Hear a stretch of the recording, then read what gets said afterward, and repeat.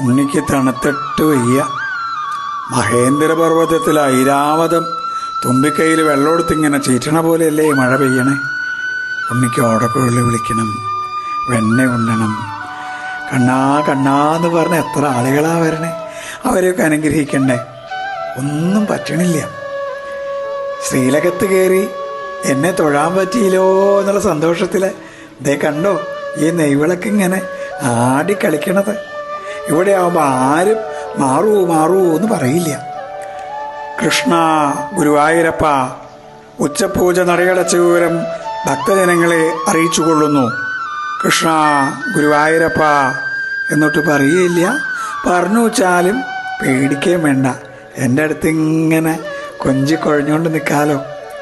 ഈ നെയ്വിളക്കിനോട് കൊഞ്ചി നിൽക്കുമ്പോൾ ഉണ്ണിക്കും ചെറിയൊരു സുഖമുണ്ട്. കൃഷ്ണ ഗുരുവായൂരപ്പ.